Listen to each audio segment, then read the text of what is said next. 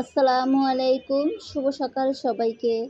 কেমন আছেন আপনারা সবাই? আশা করি পরিবারের সবাইকে নিয়ে অনেক ভালো আছেন, সুস্থ আছেন। আলহামদুলিল্লাহ আমরা আল্লাহ পাকের অসীম রহমতে আমাদের পরিবারের সবাইকে নিয়ে বেশ ভালোই আছি। তো আজকের ব্লগটি আমি সকাল থেকে স্টার্ট করে দিয়েছি। তো সকালে এই তো ঘুম থেকে উঠে আমি আমার বাসি বিছানাটা একটু ঝেড়ে নিচ্ছি। আর ইনায়ার শরীরটাও দেখছি সকাল থেকে বেশি একটা ভালো না, শরীরটা প্রচণ্ড গরম। ইনায়ার জ্বর এসেছে।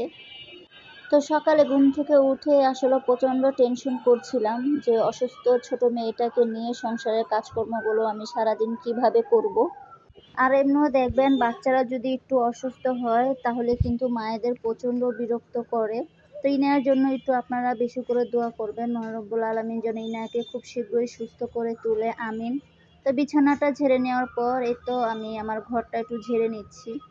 আর ইনায়া দেখুন, ইনায়ার কত খেলনা খাবারের টেবিলের নিচে এনে রেখে দিয়েছে। প্রায় মাঝে সাঝে ইনায়াকে দেখি খাবারের টেবিলের নিচে বসে খেলা করে।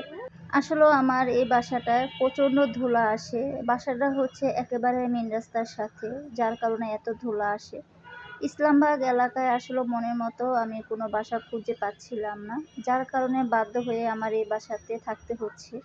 রুম দুটোটা আমার ঝাড়ু দেওয়া হয়ে গেছে। অফ ক্যামেরায় আমি ইনায়াকে একটু সুজি রান্না করে খাওয়ালাম। আসলেও আমার মেয়েটা অসুস্থ হলে কোনো কিছুই মুখে দিতে চায় না, প্রত্যেকটা জিনিসই মুখে দিতে গেলে বমি করে ফেলে দেয়। মাফি সকালে গিয়েছিল স্কুলে কোচিং করতে। মাফিকে আমি আবার বলে দিয়েছিলাম সকালে, তুমি আসার সময় এক পা ভাগরখানি কিনে নিয়ে এসো গরম গরম। তো এই যে মাফি কোচিং শেষ করে বাসা আসার সময় এক পা গরম গরম বাগরখানি কিনে নিয়ে আসছে। আমি আবার দুধ চা বানিয়ে নিয়েছি। তো এই হচ্ছে আমার সকালের নাস্তা, গরম গরম বাগরখানি, টোস্ট, বিস্কিট, কলা এবং গরম গরম দুধ চা। তো ঠিক আছে, এখন আমি সকালের নাস্তাটা করে নিই। নাস্তা খাওয়ার পর আমি সংসারের বাকি কাজকর্মগুলো ইনশাল্লাহ করে নিব।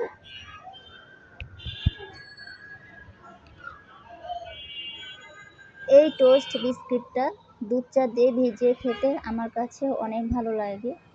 তো যাই হোক, আলহামদুলিল্লাহ সকালে নাস্তা করে নিয়েছি।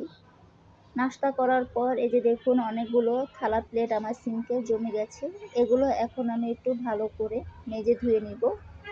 আপনাদের কাছে আমার একটা অনুরোধ, আমি হচ্ছি একজন ক্ষুদ্রতম ইউটিউবার।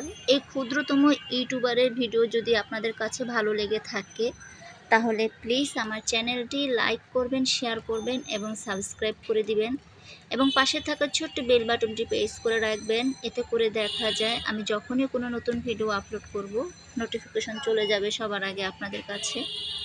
তখন আপনারা আপনাদের সময় এবং সুযোগ দুটোটা বুঝে আমার পুরো ভিডিওটি দেখে নিতে পারবেন ইনশাআল্লাহ।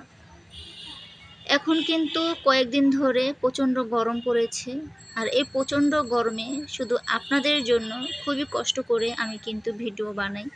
যখন আমি ভিডিওতে ভয়েস দিই আমার খাটের ফ্যানটা বন্ধ রাখি এবং ঘরের দরজা জানলা সব বন্ধ রেখে আমি ভয়েস দিই, কারণ আমার বাসাটা হচ্ছে মেন রাস্তার সাথে, প্রচণ্ড গাড়ি ঘোড়া চলাফেরা করে, তাই আমার ভয়েস থেকে প্রচণ্ড শব্দ আসে। শব্দ যেন না আসে এর কারণেই কিন্তু আমি আমার ঘরের ফ্যান, দরজা জানালা সব বন্ধ করে ভয়েসটা দিই। তো আপনারা একটু দয়া করে আমার পাশে থাকবেন, আমাকে একটু সাপোর্ট করবেন। এক এক সময় মনে হয় কি জানেন, আমি আমার এই ইউটিউব চ্যানেলটাকে ছেড়ে দিই। অনেক বড় বড় ইউটিউবারদের দেখি ছোট ছোট ইউটিউবারদেরকে অনেক সাপোর্ট করে, আসলে আমাকে সাপোর্ট দেওয়ার মতো এরকম কেউ নেই। আমি উপরওয়ালার উপরে ভরসা ধরেই কিন্তু ইউটিউবে কাজ করছি। তারপরও অনেক সময় দেখা যায় আমি আর ধৈর্য ধরতে পারি না, ধৈর্য হারিয়ে ফেলি, ভাবি যে আমি আর ইউটিউবে কাজ করব না। খুবই কষ্ট লাগে ইউটিউবে যখন কষ্ট করে ভিডিও বানাই আর সেই ভিডিওতে যদি কোনো ভিউ না আসে, ওয়াচ টাইম না আসে, সাবস্ক্রাইবার না আসে। তো আমি যখন কিচেনে এসে আমার থালা প্লেটগুলো একটু ক্লিন করছিলাম, আমার মেয়েটা এসে প্রচণ্ড কান্নাকাটি করছিল। তো মাফি কোলে নেওয়ার জন্য অনেকবার চেষ্টা করেছিল। আসলে আমার মেয়েটা মাফির কোলেও আজকে যাচ্ছে না, কারণ মেয়েটা অনেক অসুস্থ। আর এমনি দেখবেন বাচ্চারা অসুস্থ হলে মাকে ছাড়া কিন্তু কিছু বুঝে না। তো এই যে আলহামদুলিল্লাহ থালা প্লেটগুলো আমার মেজে নেওয়া হয়ে গেছে।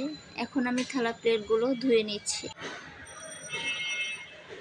তো এই যে থালা প্লেটগুলো আমার ধোয়া হয়ে গেছে। তারপর আমি চলে এসেছি ওয়াশরুমে। আসলে আমার ফ্রিজটা কয়েকদিন ধরে প্রচণ্ড ময়লা হয়ে গেছে। তো তো ভাবলাম যে ফ্রিজের ডিপটা এই মুহূর্তে ধোয়া আমার পক্ষে কোনো মতে সম্ভব না, যেহেতু আজকে মেয়েটা প্রচণ্ড অসুস্থ এবং কান্নাকাটি করছে। তাই ভাবলাম যে ফ্রিজের নর্মালটা আমি একটু ধুয়ে ফেলি। ফ্রিজটা একেবারে মিক্সআপ হয়ে গিয়েছিল, দেখতে নিজের কাছেও ভালো লাগছিল না। তো ফ্রিজের ভিতরটা আমি অল্প একটু হুল ফাঁকি দিয়ে ভালো করে মেজে আমি ভিজা একটা ন্যাকড়া দিয়ে খুব ভালো করে ফ্রিজটা মুছে পরিষ্কার করে নিয়েছি। তো আলহামদুলিল্লাহ, এই যে দেখুন ফ্রিজটা আমার পরিষ্কার করা হয়ে গেছে। তারপর এই তো আমি আমার রুম দুনোটা ভালো করে একটু মুছে নিচ্ছি।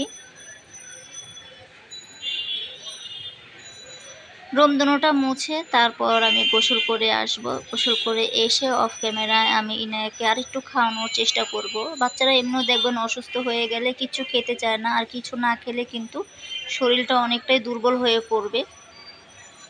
তো ইনায়াকে আমি খাওয়ানোর পর এই যে আলহামদুলিল্লাহ আল্লাহ তাআলার নিয়ামত, খেতে আমি বসে গেলাম। আজকে দুপুরে আসলে রান্নাবান্নাটা আমি আপনাদের সাথে শেয়ার করতে পারিনি। তো আজকে দুপুরে আমি পাঙ্গাস মাছ দিয়ে আলুর ঘাটি রান্না করেছি, আর মুসুরি ডাল দিয়ে পাট শাকের ডাল রান্না করেছিলাম। সেদিন বাসায় পাট শাকের ডাল রান্না করেছিলাম, খেয়ে সবাই অনেক প্রশংসা করেছে। আর এটা হচ্ছে আমার মাগরিবের পরের ভিডিও। ধীরে ধীরে দেখছি মেয়ের শরীরটা আরও গরম হয়ে যাচ্ছে। তা আপনাদের ভাইয়া আসলে আপনাদের ভাইয়াকে বলে বাসার নিচে গিয়ে ইনায়ার জন্য ফার্মেসি থেকে জ্বরের ওষুধ কিনে নিয়ে আসবো। সবাই একটু ইনায়ার জন্য বেশি করে দোয়া করবেন, ইনায়া যেন খুব শীঘ্রই সুস্থ হয়ে ওঠে। আল্লাহ হাফেজ।